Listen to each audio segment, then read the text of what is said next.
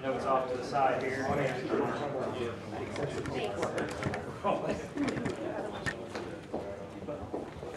Okay, so basically what I wanted to cover today was more or less, it's a prequel to some of the stuff that we're going to do later on. And in order for everybody to be able to participate in the items later, we needed an environment that we can work in that has multiple machines, has both Windows and Linux. And that's not really practical to do, obviously, if you're going to use real equipment. So I thought we would just use a virtual network and something that's free, except for the Windows licenses, that we can all set up at home reasonably easily, have the machines talk to one another in this virtual network. And it can also still be relatively safe because we can isolate the machines away from the real physical network cards and the computers, so that if somebody was like hitting this laptop right now, they wouldn't actually see the virtual machines. So to get started, we need a virtual environment. And there's a few of them really that are really good. I think there's one called Perilous or something like that. It runs on Mac though, so that may not be for everybody. There's one called VMware Player, which comes from the same company with the same name that makes all the big ESX stuff and all that. And that one's good, but the player is limited. It's, I believe it cannot take snapshots if I'm not mistaken, and there's a couple of other features that it can't do. You can get those features, you can buy the VMware Workstation edition, but that is a licensed product that you have to pay for. And it has a lot of features in it, and it's really well suited for professional environments as well. Then there's Oracle VirtualBox, and VirtualBox doesn't have quite as many features as the VMware products, but it has the advantage of it doesn't cost anything. So for home use, it's no charge at all. And so Oracle VirtualBox looks something like this. It used to be Sun VirtualBox, but of course Sun got acquired, right? So it's Oracle VirtualBox now. And the current version, I believe, is .12. Let's make sure. So it's 4.1.12. And there's some revision number, but that's not so important. I've pretty well noticed that when they release new updates, they always change the version number, and it seems they use even numbers, 12, 14, or whatever, so they're probably using the odd numbers for their development versions. So you can download that, just Google, obviously VirtualBox, download, you can grab it off their website pretty easily.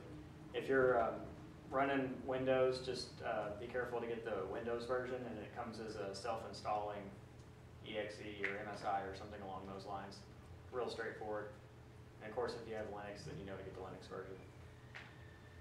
So the next step would be, once we get this Oracle VirtualBox installed, is to kind of understand how it works. And it creates these virtual pieces of hardware.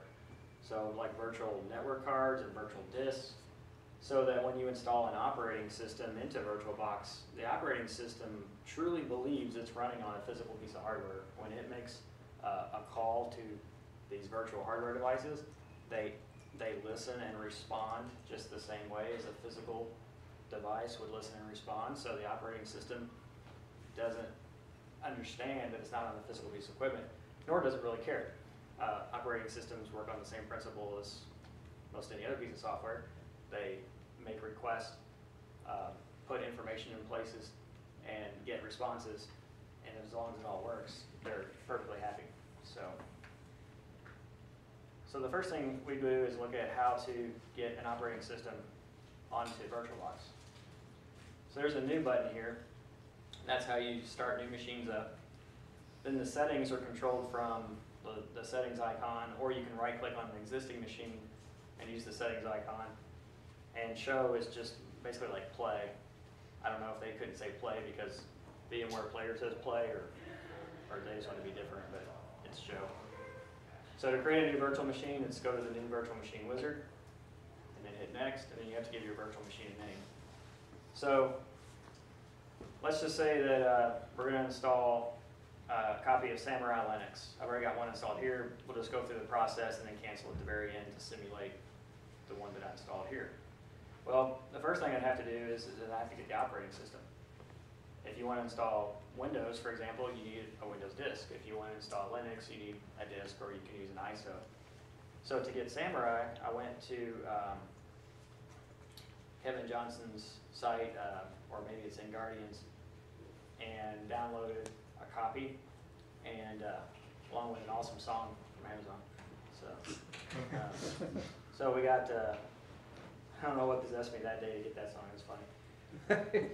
Boy, wasn't that good when I listened to it either. Karate Kid moment. Let's see. So samurai099.iso, and I got that from the InGuardians website. Downloaded to my machine. Pretty straightforward. An ISO is just it's like a CD-ROM or DVD image, but it's that you can burn bit for bit to a disk, but you don't need to put it on the disk to install a VirtualBox. You can install it directly from the ISO. You could make a DVD out of that if you wanted. All right, so we downloaded that, and remember we're going to call it Samurai, and it was Web Testing Framework, and it's version 0.99. So I'm usually pretty particular about the names I use because you may have different versions on the same laptop. I don't know if you can see that okay. All right, and the operating system in this case is Linux, and it turns out that Samurai is an Ubuntu distribution, so we'll just leave that as the default Ubuntu. If you're not sure what distribution a Linux is, it'll usually say on the website. If you're really not sure, there's a website dedicated entirely to just Linux distributions. You can Google it, but it's something like linuxdistros.org or something like that. And if you're really confused, you can go to linuxquestions.org. I like that site because even if the question is DistroWatch is really good. Yeah, DistroWatch. Yeah, that's a really good. As a matter of fact, they've been around for forever, right? So they got history going back for years and years and years. So Linux questions, I kind of like that site because you can ask a question that's relatively rudimentary, and you'll actually get the right answer back instead of just a bunch of people telling you to try harder and stuff. You know? So, it's a little annoying after a while. So, you got to start somewhere, right? So try to help people out a little bit, as long as they don't keep asking the same question over and over. So you got to give your virtual machine some memory. Usually the recommendations are pretty good unless you're going to do something special with that machine. So for example, for most Linuxes, it's going to suggest 512 megabytes. And one thing you need to understand about the virtual machine memory is, yes, it is virtualized, like the operating system believes it's talking to this virtual hardware. However, this is literally mapped to the real RAM. So this is one of those cases where the virtual machine memory maps to the real world, and you really will chew up 512 megabytes in this case of real memory on your actual machine, your host. So you have to account for that. If you try to put 8 gigs of RAM on your virtual machine, and you got 4 in your laptop, you will crash the system because you will basically use up all the RAM. Bad things will happen. I believe it throws a warning. See if I can get it to do that. Maybe if I just slide this way over here or something. Or maybe I'll thrash out to the hard drive a whole lot. Yeah. There's also a bit of overhead too on top of whatever you allocate. That's true. And your host is going to use whatever it needs to do its job. So there's all kinds of other things to account for. I know VMware throws stern warnings if you get like over half or something. So I don't know if this will. I don't know. I didn't say anything, so I guess that's what you get for free. But anyway, control yourself on that. So startup disk, virtual hard disk. So we need to create a virtual hard disk. Now this one doesn't actually exactly map. So if you create a 16 gigabyte virtual hard disk for your virtual machine, it doesn't necessarily mean you're going to take up 16 on the physical disk. So let's say create new disk, and we're just going to take the defaults on everything. Create new disk by default, use the VirtualBox disk image by default. Note that I believe this VMDK is a little, you can trade it with other virtual machines a little easier. So I believe that's the It's format. VMware format. VMware format. So you can move around. And if you notice this last one down here, if you're kind of a Mac person, there's this parallel hard disk at the bottom, so you can interchange it. But we're going to stick with the defaults as far as this series goes. Dynamically allocated means that it'll allocate a big chunk, and then when that chunk gets used up, it'll take a little bit more all the way up to the max. So if you said go up to 16 gigs, it might only take 4 to start, and then it'll grow as needed in chunks. If you say fixed size, then you're just going to like allocate the whole block right up front. So I usually go dynamically. I don't see any reason to take up more space. I'm sure performance-wise, it'd be better to use fixed. And then finally, we're going to do, for this virtual disk creation, we're going to say what its name is, and we're going to say where to store it and how much to use. It's going to recommend 8 gigs for Linux by default. I usually change that to at least 10, and if you're going to do something special with the virtual machine, I like to have about 16. Seems like that's a pretty good sweet spot. And nowadays, 16 gigs on most laptops is no big deal, so just feel free to crank it up to whatever. Great. And then finally, you would say create, and I'm going to hit cancel instead. But it would create the hard disk, and then you would. Well, actually, I should have went ahead and probably punched that through. Delete me. Okay, just so we can see the next screen. Okay, then it would create the machine, and that way you can see it pop up here. So I'm going to delete this machine. Or actually, let's go ahead and work with this machine. I'll delete it later. That way we can use one that's raw when setting up the networking and so forth. This one's got the RAM too high though? Yeah, it does. I'm not going to start it. Okay. That's for sure. Yeah. So we did the installation, and let's do the networks next. Okay, so we're going to go to settings. Actually, I'll just fix the RAM here in just 1 second. Hey, there it is. There's the warning finally. Yes. All right. So let me see if I have.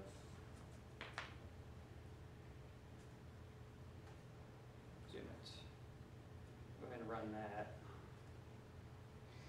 Zoom it's a free app that lets you zoom. So there you go. Plus you can draw pictures and stuff. Let's see, I think it's like draw and stuff like that. So you can do these kind of things. So anyway, I'm gonna use it for the zooming here. Okay, so we could actually change the operating system and version if somehow that had got messed up. If we go to, so we're under the general tab here, and we're going to go into the advanced. You can change where the snapshots are stored, set the clipboard so that you can copy information from your host to your guest operating system and back. That's really useful. And personally, I like to have the banner, the virtual machine banner that shows at the top of the screen. So let me show you that real quick. Switch over to a virtual machine I got running. See the banner, the control banner that sets it at the top? Because you'll, and especially in Windows, but even in the newer Linuxes, you'll spend a lot of time on the taskbar, and if you leave it at the default, it'll keep popping that thing up over top of your mouse. So very irritating. Tip for that, you can give it a description if you want. All right, under System tab, this is where you can change the memory around. Now, of course, you can't change it if it's already running, but so if you come in here when the machine's running, it's probably all going to be grayed out or something like that, or it won't save or whatever. Just turn the machine off and change the settings and then turn it back on. And you can change the boot order. So this could be important because if you don't have a real live floppy to boot from, you might want to just uncheck that. My laptop doesn't even have a floppy. CD-ROM is where you can set it to boot from first, and then hard disk second is probably the best way to do it. And then I like to enable the I/O API-C. It helps some machines run more stable, although it can slow them down a little bit. I've never really noticed the slowdown though. Here you can set up how many CPUs you want to give the machine, and the execution cap. I actually do use this execution cap sometimes on when I'm using a virtual machine that I'm developing on, that I'm running something like Eclipse on that's very resource intensive. I'll actually cap the execution at like say 90 or 95%, and that way the virtual machine can't run away. use up the full CPU allotted to it. And then acceleration's already set. I would just leave that default unless you have a reason not to. So under the display tab, we have video. I generally go ahead and give it the max, which is 128, and enable 3D, but not 2D acceleration. It's not going to hurt if you don't do it, but even Linux now is using a lot of video for the GUIs and stuff, that much more so than it used to.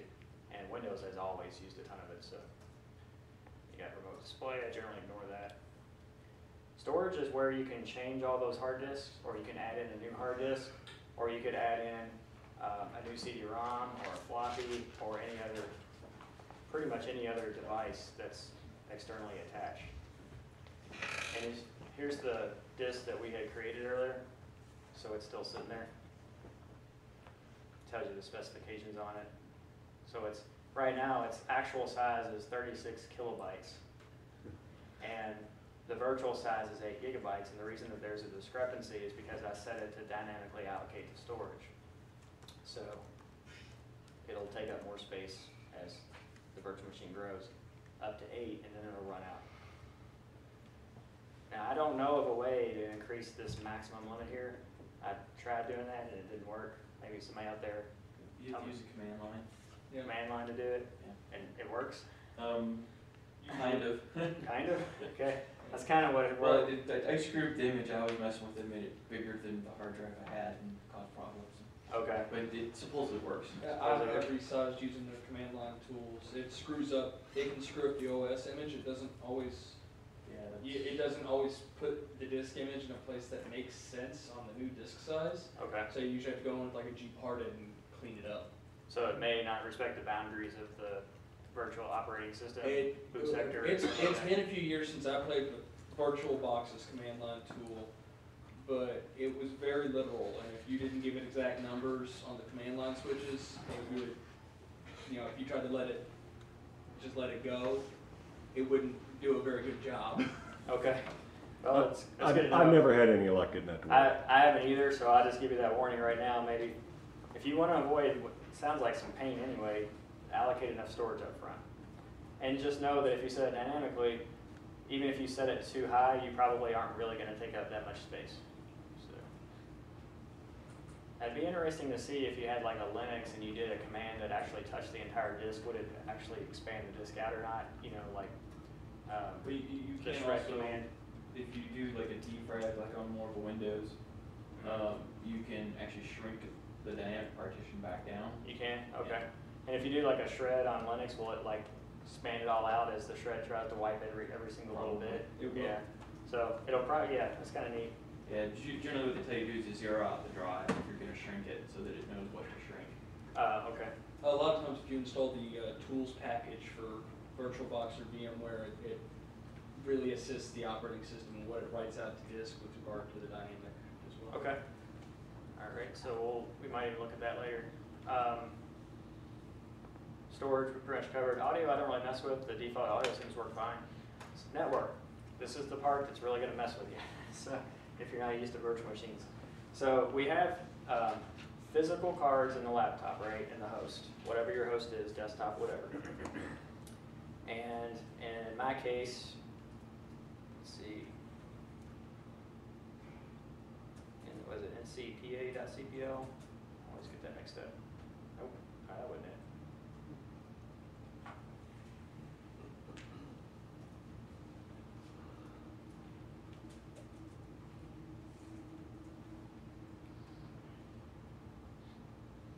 Network and sharing.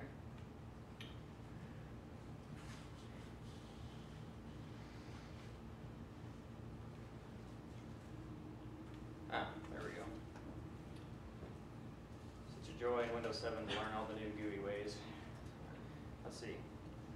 So this host right here, it physically has a network Ethernet card in it, okay, and it has a wireless radio in it. Additionally, I have plugged in via USB with the appropriate drivers on the host. I've plugged in this external wireless network card, which is right, let's see, it's this one here.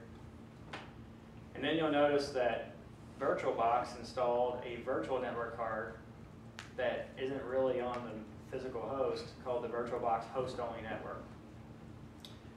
So that all of this is going to be important here to kind of keep in mind of what's physically on this box and what's virtually on this virtual network card. Now the virtual network card does not really exist. It's a software network card. Just keep that in mind for just a second. So if we go back over, let's see here, to the virtual machine. There we go. Under the network tabs, we can enable the virtual machine to connect to both these virtual cards and these physical cards, and there's going to have different consequences for doing that. The easiest one is the NATed connection. That one's automatically set up. And that'll cause the VirtualBox to essentially act as a NATing device to the physical network cards.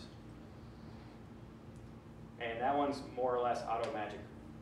The IP address you're going to get in your virtual machine from that card is going to be like a 10 dot something or another.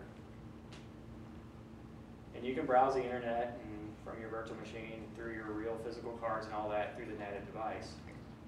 Of course, what the servers on the internet are going to see is your physical card's MAC address and your physical IP address, but virtual machine will translate that over into the 10 dot when it comes back. Okay. I generally don't use the NATed as much when doing a lot of testing. I generally use this bridged adapter. And in the bridged adapter, let's see if I can get this to focus. Hey, there we go. That worked. What this will do is it'll connect your virtual machine and give it direct access, essentially, to the physical network card on the host. And what's make it even more confusing is the physical host will have access to the physical network card too. So if that's not confusing enough, we'll talk about host only in a second. But essentially, the way that it works is that VirtualBox has kind of grabbed a hold of the physical network card and it's letting the virtual machine communicate through it. And so how is this an advantage over the NATed? Well, the VirtualBox host will actually be able to place that physical network card into like promiscuous mode and to do scanning and things like that.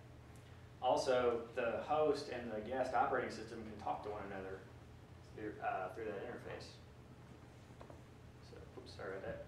So the point of the drop-down box here is we saw that there were like 5 cards on this host, but only 3 of them are coming up in the list because in bridged mode you have to bridge to a physical device, a physical network card. Now notice I can bridge to the wireless card. There's no problem with that. That is a physical device, and I can also bridge to the Ethernet. But sometimes, like if I'm at home, I might be connected to an Ethernet and be bridged to the wireless and be like, well, how come nothing's working? So Doesn't OS 10, is it still a problem sometimes with bridging to the wireless one? not that I know of. It works well. So I'm using a reasonably new laptop with Windows 7 with the newest version of VirtualBox and bridging it to the wireless. I thought it says OS 10 specific though. That I had a problem. What is it now? OS 10. Oh yeah, I have no experience with OS 10 at all, so yeah, maybe in that case, VirtualBox doesn't run very well. I had a lot of problems reading Wi-Fi ports directly to wireless and that. Okay, I think it depends on the card. I think maybe it does. It's always worked fine for parallels. I don't know about, Yeah, I always have avoided VirtualBox. one of the reasons I got this laptop is because the wireless card in it is very compatible with a lot of different kinds of tools, not just VirtualBox, but it's compatible, like with Kismet and things like that. And so I kind of made sure, I was going to have a good card for that type of work before I got the laptop. It could have something to do with that. The Toshibas, they come with the Atheros wireless network cards, and they work really well with all the tool sets too. But outside of the Toshibas with the Atheros and this is a Dell with the Intel, I'm not sure if all bets are off. So, but anyway, you can bridge directly with it. And if the bridge doesn't work, try NATed, because usually NATed will work. All right, so we've got that. All right, the third type of adapter is the host only. So if we go back over here to the physical host, a new virtual card was installed, a software network card was installed by VirtualBox, and it's the VirtualBox host only network card. Now from Windows point of view, it's as real as anything else. You can right click on it, click properties, and it's got all the drivers installed. It doesn't have the bridge network driver installed because it's a host only. You can go in and drill down on the properties and set your IP address. Now by default, you'll notice that the VirtualBox gives this adapter 192.168.56.1, and it's kind of important to note that because if you're doing like an nmap of a host-only network, you're going to see some machine come up on .1. Okay, what in the world is that? Well, it's this virtual card. It's this virtual device. Now this is the default. This 192.168.56 is the default. It's the /24 network, meaning that only the last number changes. Okay, so what is a host-only network? Well, it's kind of what it sounds like. Let's say we've got, 1, 2, 3, 4, 5, 6. We got 7 virtual machines running here. I'm going to delete the 8th one. And what if we wanted all those machines to be able to see each other and talk to one another and communicate with each other and have like a web server running on one and have the browser on another, browse to and all that. But you don't want to actually have anybody from outside the laptop be able to connect into those virtual machines.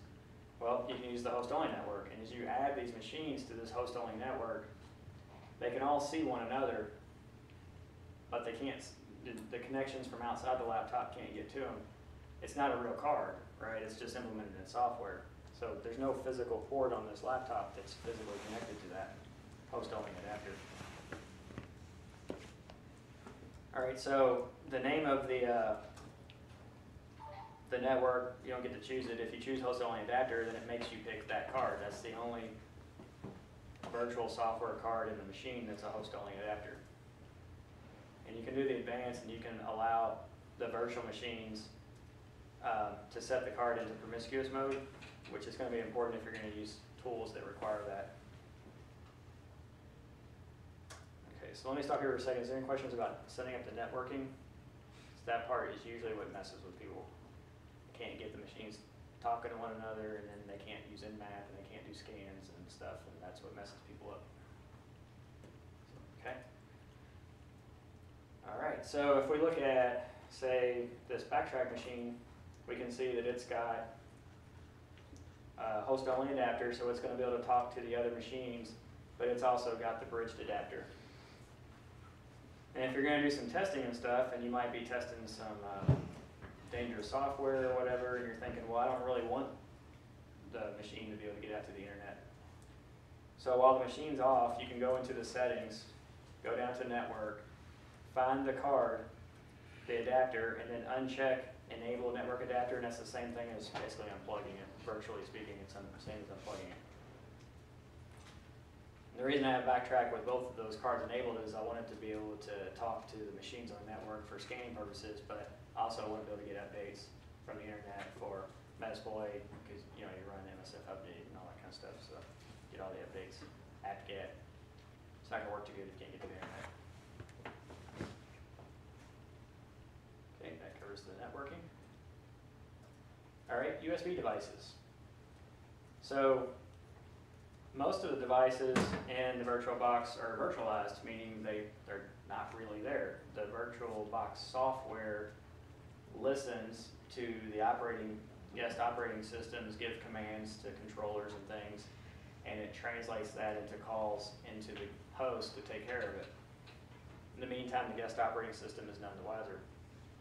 However, USB is different. USB physically tunnels through, I guess is the best way to put it, the VirtualBox and connects directly to the guest operating system. So this Backtrack installation on here is just running on top of VirtualBox. It's just an operating system running on top of a program that acts like it's a computer. However, when I plug in this physical USB device, I have to choose whether it's connected to the Windows 7 host or is it connected to the Backtrack guest. Because since it physically is mapped to whichever machine is using it, you can't use both. And that's where this devices tab comes in. If you look at the USB adapters, I've actually gone in here and clicked on the RA link, 802.11n USB device, and chosen to connect it physically to the Backtrack guest. Which means if I go back to Windows, even though earlier while we were setting up, even though this card was recognized by Windows just fine,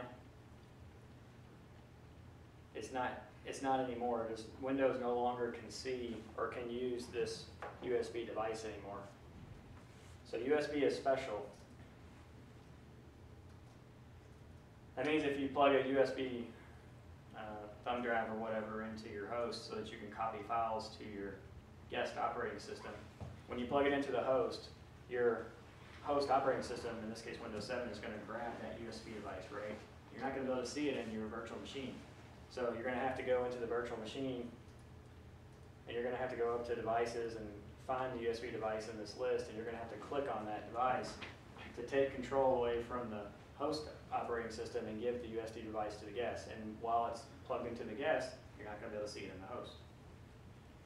In effect, you can actually copy files back and forth from a USB device between the guest and the host using USB just by controlling which one is controlling it at the moment,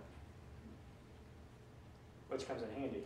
But the reason I'm really showing this to you is because I need to make sure you understand about wireless.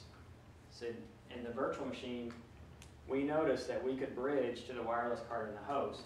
However, that guest operating system will not see it as a wireless card, as a radio. It'll see it as an Ethernet device. So you're thinking, well, how am I going to use Kismet in the guest operating system when Backtrack is going to think that's an Ethernet card? Well, the way you can get around all that is you can use a USB network card. Remember I said USB physically maps into the guest, right, as a literal device. The guest sees it as it really is in real life. It's not virtualized as much as the other devices. So this card here, this is an oldie but a goodie. This is the Alpha Networks card. It's the G version. I saw somebody last week that had the N version, and I was jealous. So it's really cool looking. It's all gray, looks deep. So these Alpha cards, though, the chips in them are really highly compatible with the tools at Backtrack. So I tend to try to get those chips or the ones with the Atheros chips in them. I'm not even sure, maybe the Alpha has the Atheros chip in it. Maybe that's why it works. I want it's 8187L or something like that. It's one of the real tech chips. I know sometimes you can find cheap ones on Deal Extreme, but then again, sometimes you order from Deal Extreme and they're like $20 or so, $15 for a decent Wi-Fi adapter. But then you find out they changed the chipset in it between revisions. Okay. But you can actually find really cheap ones that have that chipset if you hunt around. Yeah, is that the one that the Atheros uses too, or you're saying No, just Atheros the has Alpha? its own. Atheros has its own chip. Is its own chipset. Is its own? Okay. Great, thanks. This is an 81 there. 51 of those. That'd bring my Not got the other one. Okay. Well, the part number on this one that I know for a fact works is the model number is the AWUS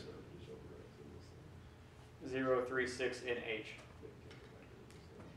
51 NH does ABGN. I haven't had any trouble. What? Yours is the AWUS AWUS 051NH. 051NH. And it So we does- have an 036NH and an 051NH, and it seems like we're having really good luck with those models. It's whatever's cheaper, right? Yeah, they're all- This one here was a pretty good price. It's the older in technology. Works fine. I haven't had any problem with it. And you can get the connector on these two. This connector they use is a standard connector, so you can get longer antennas for it and stuff like that, which is nice. Yeah. Because remember, these antennas are generally speaking, you know, the longer the antenna, the better the reception. Now you have to remember these are, people think of these things like radiating a sphere pattern. They don't. It's like, I don't know, like a donut. It's Like a probably- donut, yeah. Yeah, like, yeah, our resident radio expert in Louisville can explain it. But so, you know, but basically, I guess if you tilt them around and stuff, you can pick up signals from like up on a 12th floor or something, right? If you kind of hold it like this and you kind of point it at, if you think of Yeah, it, yeah. if you think of it as being a tangent to the cart. So Is that They're using- Yeah, it's omnidirectional. Yeah. omni, Even though they're omni, they tend to be like a front and a back side. So there tends to be a direction that's stronger pointing in one direction. yeah, because there's two wire. I think there's two wires in the antenna, right? There's like a loop of wire or whatever. So I guess you can kind of think of that wire being in a plane, and you can turn it on, kind of stuff. So we're all, yeah. Let's see if I have an example. There you go. If this isn't working, switch to this one. But yours is trackable. This is the Alpha brand range extender, and But it was so directional. it actually came with the card and the little suction cup holder gizmo on there as a package from Amazon. I'm sure other retailers have it too. It's just where I have to use it. So again, the point is that your guest is virtualizing all the network cards, and they all look like Ethernet cards, even if they're radio cards. So you can't actually connect them to the one in the laptop, but we can still get Wi-Fi on a guest by using a USB device, because USB is taken literally and passed through to the guest as a real piece of hardware. That's the only real piece of hardware I know that the guest can interact with directly. I don't think there's any way to get, I mean, unless it's a USB hard drive or something, I don't think you can interact directly with the hardware. It has to be through the USB. It's really great. VMware Workstation has some stuff where they can map physical partitions, and VirtualBox does too, but again, you're going down the command line to do that. Okay. But other than that, So there's nothing in the graphical interface that we're using the more. not in VirtualBox. VMware Workstation has some stuff for doing that where you Okay. can, And that's like, about, got one of those PCI SD card readers or something, you can map them in or give it a physical drive for doing forensics. is that like $50, $60? I think it's more like 100. More like 100 now? It's been a while. It's been a while since I looked. At some point a long time ago, it was like $50 or $60, and I was like, VirtualBox. Then Parallels is Okay, so we worked on how to install Linux already.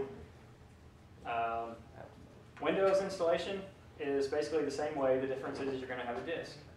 So you're not going to have an ISO unless you copied it from a disk. Unless you have like a Technic subscription or something where you can get ISOs, I guess. So you're gonna physically put the disk into the CD drive, you know, and then you're gonna build your new Windows machine and all that stuff.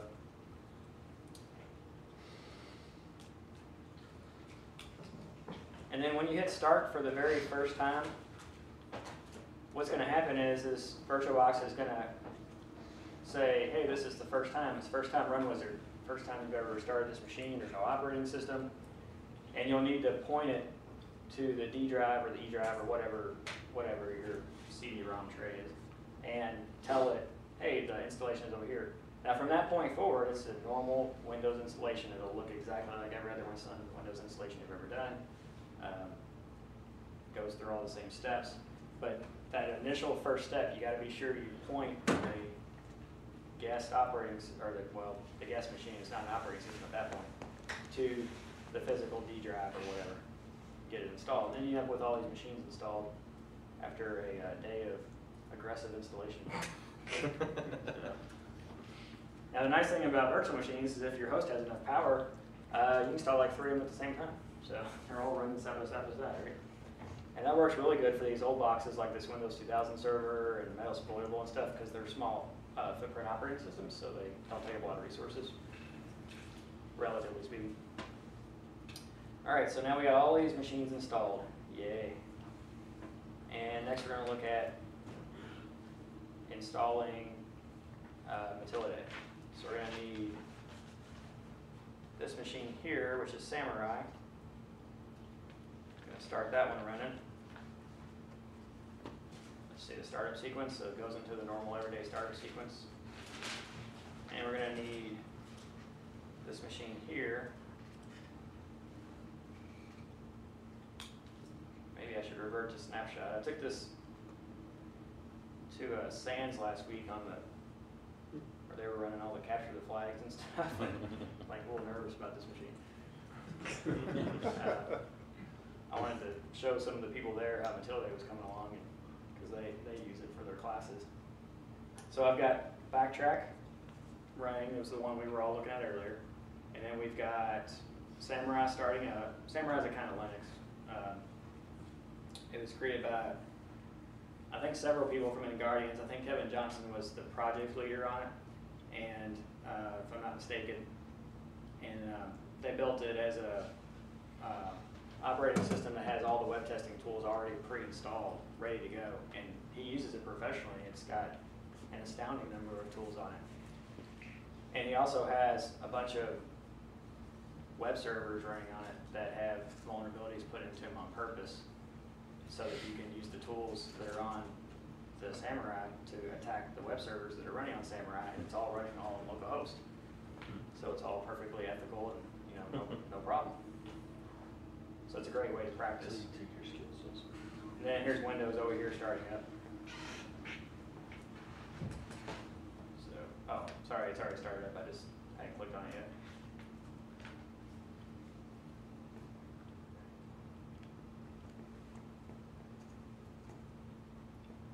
Alright, so we'll let Windows start. While we're waiting for all these operating systems to, never mind, started. Okay. Alright, so let's go check our network settings real quick. Let's see what this other one is. I think we need 2 of these.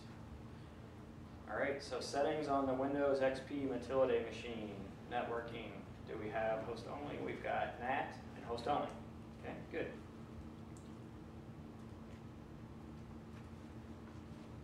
I probably wouldn't want the NAT running while we're doing testing, but I don't have any network connections to this host anyway, so it's not going anywhere.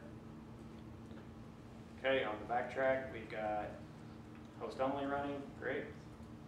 We already checked that earlier.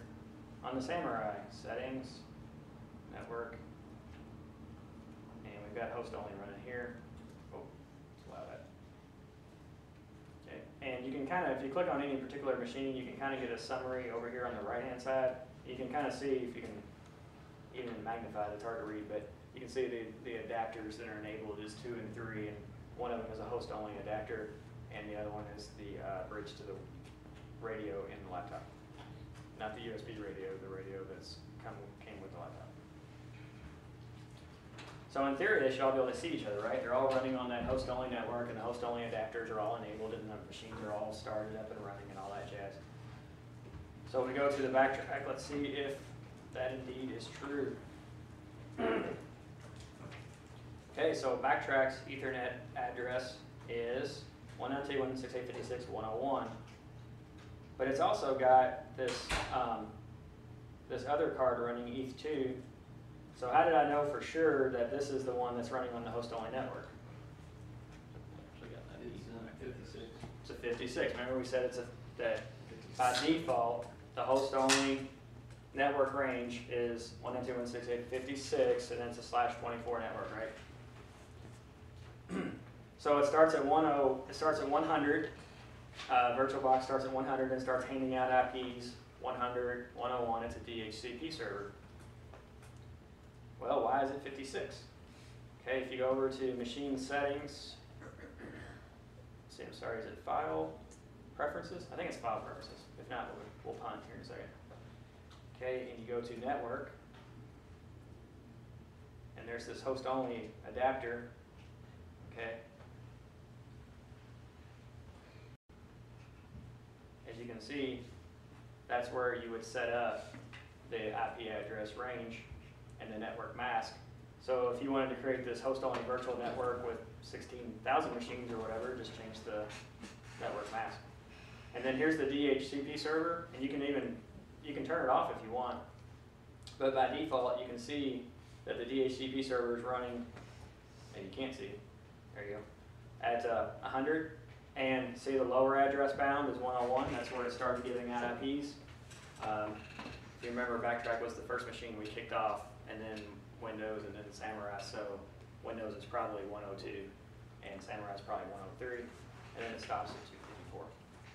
Now, I barely understand that much of how the HTTP works. I'm not going into it any deeper than that, but it's lucky to get that far. Gary has to come up here if there's any questions.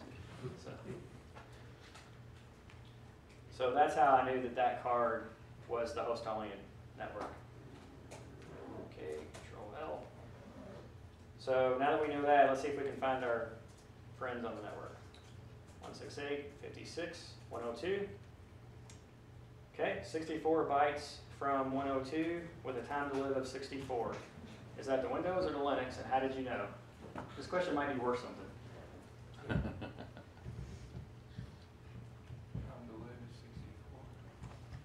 Yeah, time to live 64. So Windows or Linux? Hey, you might just take a shot at it. It's like 50-50, right?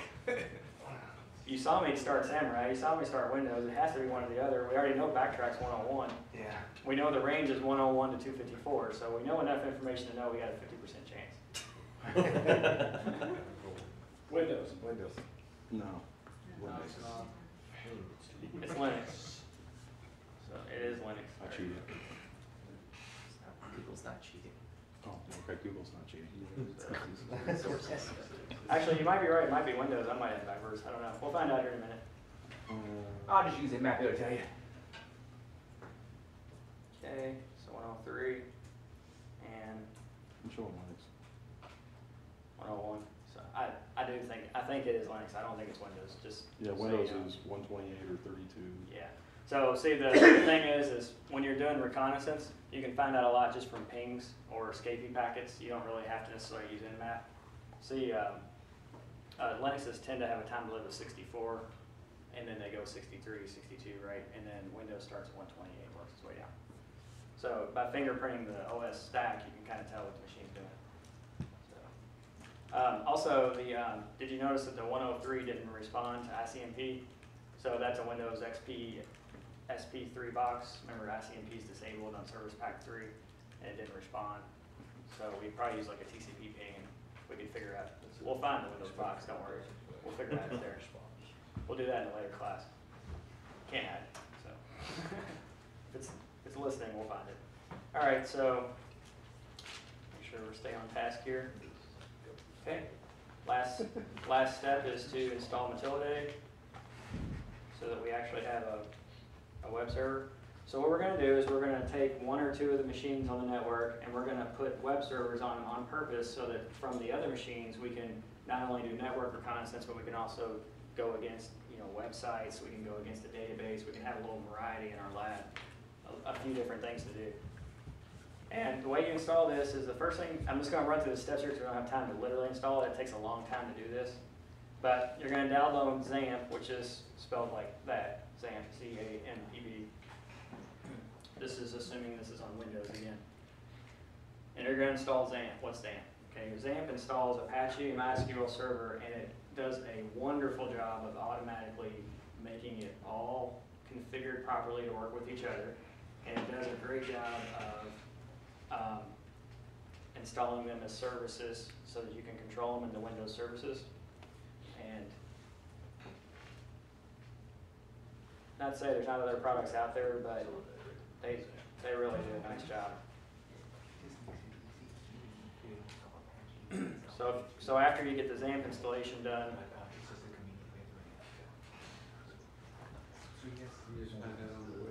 yes, Google it. You'll find it. It's at Apache Friends, but you'll figure that out when you Google it. But the website is apachefriends.org or com or something. Yeah, don't just type it in an illy way.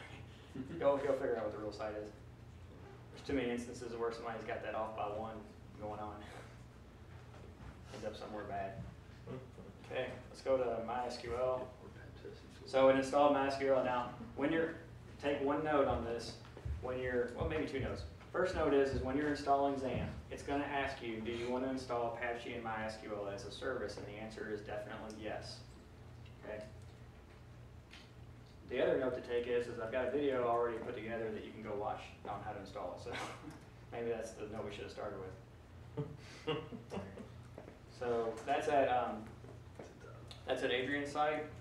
He has a whole page of nothing but my videos. So that's irongeek.com, like this, irongeek.com.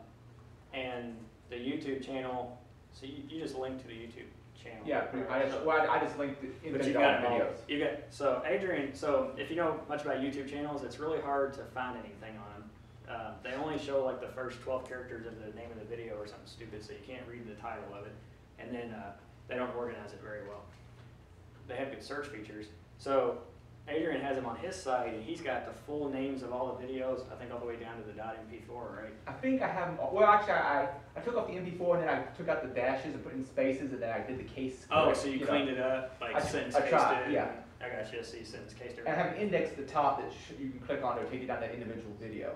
I got you. And I'll probably be doing it here shortly to where it doesn't try to load the preview image for every single one of the 61 videos that are out there right now.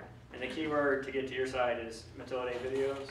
Or just search for irongeek.com and it's actually on the front page right now. Oh, If you okay. go to search for Iron Geek That's and easy. Mutillidae, it's probably going to be one of the top links. Okay, so I think maybe we got like, I don't know, 50 whatever videos out there right now. It's close to 60. So it's in that haystack somewhere. How about this Mutillidae that's already there in the Samurai? Oh, yeah, that's a great point. In fact, that's what we're going to get to here in just a second. Oh, okay. Because, that is a much easier way to install it. Because it's right here. And then what we're going to do is we're just going to upgrade that version to the new version. Okay. So, but yep, right on track. So the YouTube channel is spelled like this, WEBPWNIZED. Okay. So if you go to YouTube and then go to that channel, all right, there you go. If you want to copy it. All the videos are there, but like I said, Adrian's site does a much better job of organizing them so you can figure out what you want. And you can watch them from your site, or you can go to YouTube, or you can copy them, or whatever, save them local, do all that. If you send me the raw MP4s, we can upload them all to archive.org and then you can just download them. Or you can upload them all to archive.org and that way anybody can just download the MP4s directly. Oh, okay, I see.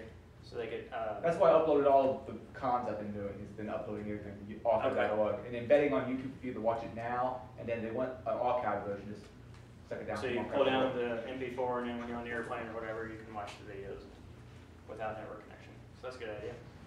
Okay. And then, so basically the way it works is when I get a new video loaded, if you're subscribed to the channel, obviously, I think it sends you an email or something like that, spams you or whatever. And then and then I'll go out to Twitter and I'll just tweet, video on subject such and such is loaded. Typically I copy Adrian so that he knows that it's ready. And so if you want to look at the Twitter feed, that's the same exact channel, but you got to put the little @ symbol in front of it. And that's the Twitter website, or Twitter, not website, Twitter account that we tweet these out to. The only difference between the two is that on the Twitter account, I also tweet out when new releases of Mutillidae are ready. So when like 2.1.19 comes out in a couple weeks or whatever, I'll send out a notice there. And that's how on SourceForge Mutillidae is. All right, so back to the installation. We've got Windows and we got XAMPP installed. And those two services are running, and we've gone through that whole process. And if you need some help, there's an installation guide on Adrian's site that is a PDF that explains step by step in Windows 7 how to install XAMPP. It's got pictures in it. There's a video on YouTube that walks through the PDF file. Plenty of help out there. Get that installed, then you got to install Mutillidae. Okay, so I always install XAMPP in the root for a number of reasons. Especially if I'm installing on Windows 7, I definitely install it in the root for a number of technical reasons. Because they got a lot more protections in 7. So XAMPP is where I installed it. And then there's a folder called htdocs. So you can kind of see there's XAMPP and there's htdocs. And htdocs is where you drop your websites. So if you have a website in a folder and you drop that folder, for example, Mutillidae, that I got off of SourceForge, and you drop it into the htdocs folder, Apache will serve that website. So when Mutillidae, when you download from SourceForge, it's going to be like Mutillidae 2.118.zip, whatever, you know, big long name. And you unzip it into this htdocs folder, and the only thing inside of that zip file is going to be this folder. And the important stuff is, if you look inside of this folder, is the actual website, but you don't really have to worry about that. It's all self-contained inside of that main root. That's it. Drop it in there and you're done. Almost. When you install the website, there's going to be some errors that the video talks about because the version of the OWASP ES API that is for PHP doesn't necessarily get along with the latest versions of the PHP, whatever version we're on now, the PHP 5.3 or something like that. So there will be some errors at the top of the screen about strict and all that kind of stuff. I think I can show them to you. Maybe that'd be the easiest way to do it. By the way, we're way over on time, so if anybody's got to leave, just won't take any offense. Just head out. Sorry about that. It's taking a lot longer than I anticipated. Oh, sorry. I haven't started Burp Suite, so let's just go to no proxy. Try again. That's one case where trying harder really does work. So, sometimes it does. Usually you have to Google harder. Okay, so anyway, the website's running. And if we go into the file that controls the PHP server, which is really good to know where that is, it's in C, in this case, XAMPP, PHP. And inside of the XAMPP PHP folder is php.ini. I missed it, didn't I? See, oh, I'm not far enough. .ini, there it is. You can open it in Notepad. Okay. Inside of here, you want to look for error underscore reporting because that's the configuration variable that PHP uses for how much reporting to do and how verbose to be. And if we go down to the line that has that flag on it, by the way, note that anything that starts with this semicolon is a comment, okay? So the original line that was in here when I first installed it is error reporting equals all and strict. And I commented that out and I changed it to error reporting and all this other mumbo jumbo here that got rid of those strict errors that were displaying under the default install. If that makes sense? Okay, so the errors that would have been up here at the top of the page are gone. And if you're thinking, well, I can't write all that down that fast. Well, if you go down here in Mutillidae, literally on its own front page, and click on the link, get rid of those pesky PHP errors, it's all right there. So we kind of thought of that. But you still get 50 emails a day. Me? I get 0 because I haven't disclosed the address. So, yeah, it's pretty easy to fix. Just follow the instructions, okay? And the installation instructions are included in itself, but of course that's a chicken and the egg problem, so we got the installation instructions copied out to Adrian's site as well. But it kind of explains, you know, all this I just said here in a nutshell. Okay?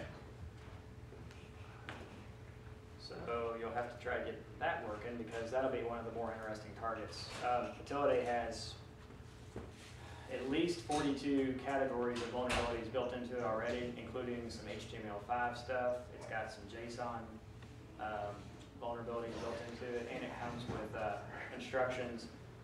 If you click the hints at the top there, it'll tell you what to do. All right, so now let's look at Samurai.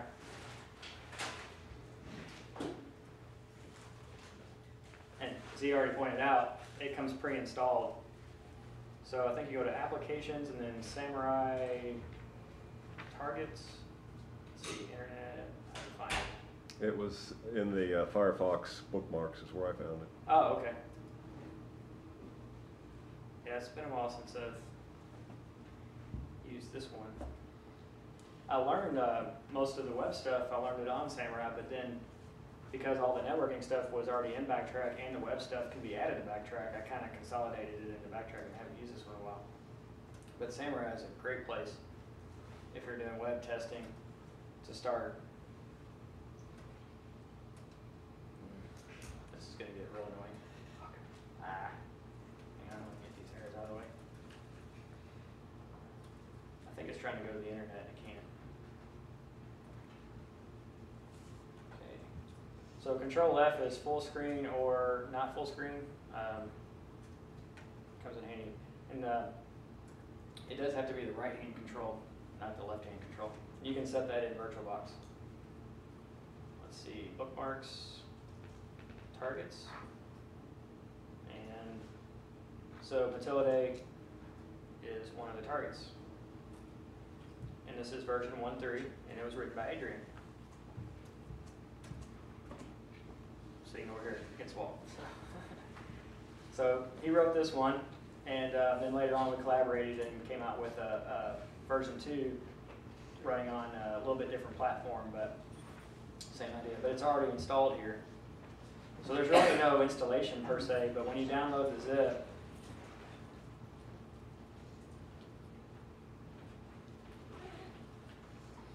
if you come over here into the SVR directory, so it's root SVR, and you do an ls, you'll notice that Mutillidae is pre-installed. We can download the zip file and bring it into here, and then use the unzip command to unzip mutillidae.blah-blah.zip. Then what we can do is we can take this copy here of Mutillidae, and we can rename it like Mutillidae 1.3, and then we can take the zip file that we got from the internet and rename it Mutillidae to take over its spot, and then now you'll have the latest version installed. But this is Linux, so be careful about a few things. Remember, you got to set the permissions. When you download something from the internet, it's read-only, right? So you're going to have to change permissions, make sure it's executable. Kmod, so, you know, like Kmod, whatever. Also, you're going to need to make one really important note. The password, the MySQL password for the MySQL running in Mutillidae by default and in XAMPP is blank. However, in Samurai, the password is Samurai. So if you don't do that, when you go to set up Mutillidae, it's not going to work. So let's see, let's go into CD Mutillidae.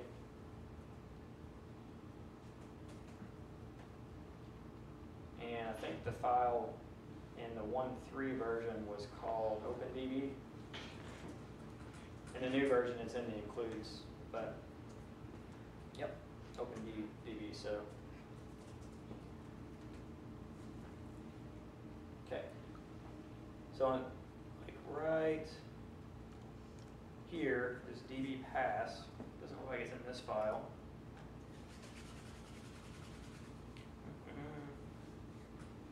Do you remember, Adrian? Was it in? Oh man, it's been a while since I touched it. I think isn't it config.in? It's not. Yeah, right. Config.in. Thanks. And I think it still is. But see right here, when you copy the one off the internet and you replace this version with a new one, when you come in and look at this file, that password is going to be blank. And you're going to have to physically type in password equals Samurai, or else it won't be able to connect to the MySQL server running on the Samurai Linux, which has a password of Samurai. So the username is still the same, the database is the same, that's all fine. It's just that we use two different passwords. So, okay, so it's a lot of information, and I kind of tried to figure out the other day about how long it should take you all to replicate all this, and it should be a minimum of about 5 hours. It's a lot of work. So if you want to get the full network set up with all these machines, whoops, sudo, password for the Samurai operating system is Samurai, by the way. Everything is Samurai, username Samurai, password Samurai, database is Samurai. And nothing else, you can email Kevin Johnson and ask him. Oh yeah, email him anyway, he likes that.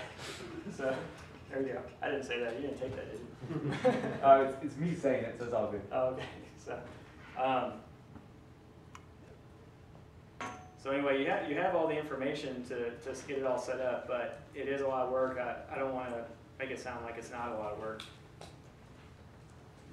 But I think it's worth it because you can get everything set up relatively for free, at least if you already own the Windows licenses. That's the part that's going to be tricky. But most people have a copy of Windows. If not, there is this Metasploitable version of Linux you can download for free that has vulnerabilities built into it on purpose that you can use Metasploit with. You can download older versions of any operating system and they're going to have vulnerabilities in them. And it doesn't even really have to be that old. I understand even some of the newer Windows 7 have vulnerabilities in them, and I'm not sure how good the exploits are yet, but they're probably coming pretty soon for that RDP thing. And of course, if you can get a hold of something like a Windows 2000 server, that's just money right there. It's got every possible vulnerability they ever invented. They managed to get it into one operating system. So that was awesome for starting out when you're new and you're just trying to learn and stuff like that. So, of course, now Windows 2008 or something would be a much more worthy target and much more difficult, especially if it's installed correctly. Matter of fact, if Windows 2008 server is installed correctly, I'm not even sure how to get into it. I mean, I guess at that point it's like social engineering to try to get the humans around it. Because if you install it in like server only mode without any GUI or anything, it's pretty tough. I'm sure it's not impenetrable. I learned a long time ago not to say that, but it's pretty good. So, all right, so if you're willing, you can get the network set up, and then next time what we're going to do is we're going to start with reconnaissance, and that's going to be using tools like Nmap, like DNS tools like VIG, tools like Whois to try to figure out what the IP ranges are in the first place. We're not going to skip ahead to the exploits. It's tempting to do that, but one of the things that's really hard about the classes where you start with the exploits and you don't really do any of the upfront homework is not only is it not very realistic, but then when you get home it's hard to replicate the results because you don't even know where to start, and it's because you never started from the start. So we're going to start from the very beginning, work our way up to that. All right, so that's it for this time. I think next time we're just going to say it's going to take an hour because we didn't even get close to 30 minutes. Good. Well, then there was that little transition phase of everybody leaving, and Yeah, maybe next time we Long can way to smooth break. that out a little bit. I think it's to be expected, at least 5 minutes, you know, to get Better. you set up. Thanks, Jeremy. Did you write? No, Okay.